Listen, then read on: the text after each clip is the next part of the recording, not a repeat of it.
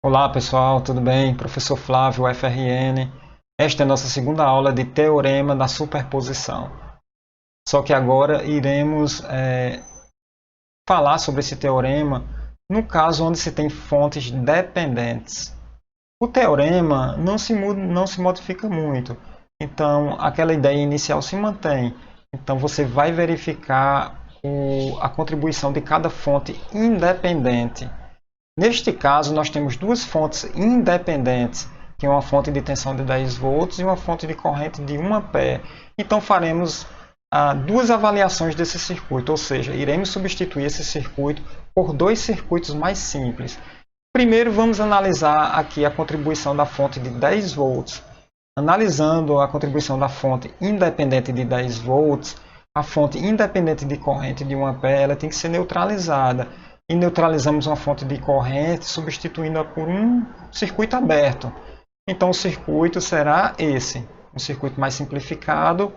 Veja que a tensão V1 foi substituída por V1 linha, porque é apenas a parcela devido à fonte de tensão de 10 volts. Ok? E as fontes de tensão ou correntes dependentes se mantêm no circuito. Você não pode anular os efeitos dessa fonte, certo? A não ser que a sua variável seja zero. Neste caso aqui, estamos avaliando o efeito da fonte de 10 volts. Eliminamos apenas a fonte independente de corrente, mas tivemos que manter a fonte dependente. Ela não pode sair. A partir de agora, é uma análise de circuito que você pode escolher o método mais adequado para achar V1 linha. Pode ser, por exemplo, tensão de nó. Usando tensão de nó, eu escolhi esse ponto inferior como sendo a referência, tem um potencial zero.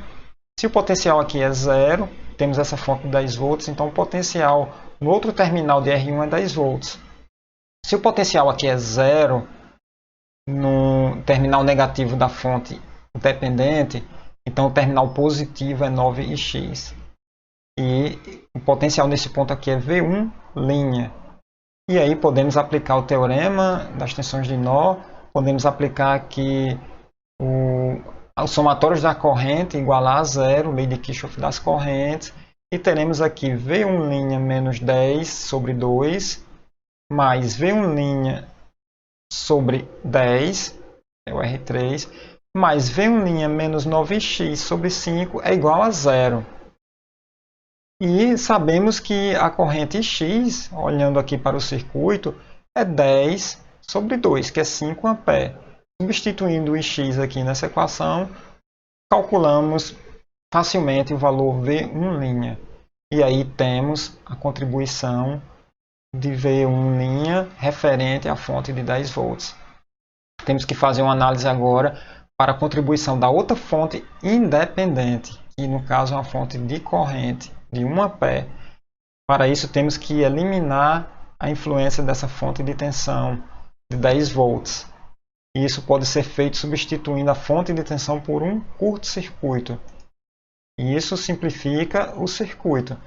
Veja que fazendo isso, estamos analisando agora um outro circuito simplificado, que é relacionado à corrente, a fonte de corrente de 1 ampere.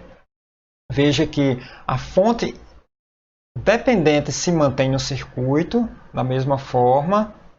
E neste caso aqui, nós temos um curto-circuito nesse resistor R1, certo?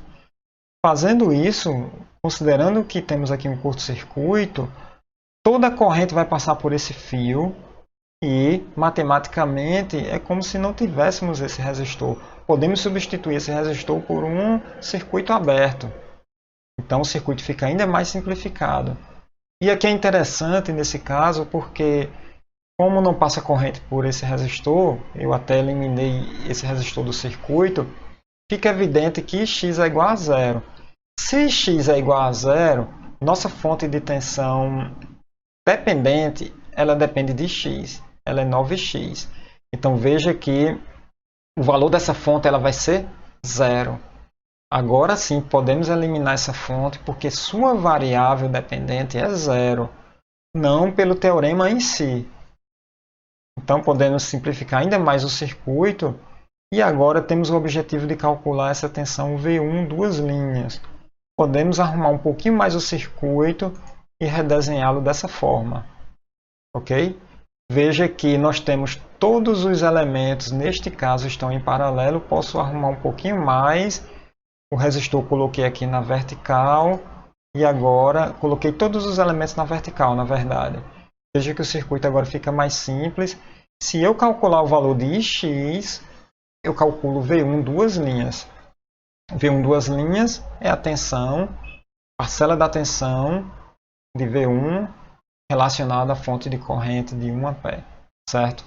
Usando aqui divisor de corrente, meu Ix, ele vai ser a resistência equivalente vezes a corrente que está sendo dividida, que é 1, dividido pela resistência R3, que é 10. E a partir daqui, com o X, meu V1 duas linhas é 10X. Calculo meu V1 duas linhas. Então, solucionando esse circuito por meio de dois circuitos simplificados, cada um relacionado a uma fonte de tensão independente, temos agora a solução final. V1 vai ser V1 linha mais V1 duas linhas. É isso, pessoal. Espero que vocês tenham gostado desse teorema. Pratiquem bastante e até a próxima aula. Não esqueçam de dar o joinha no vídeo.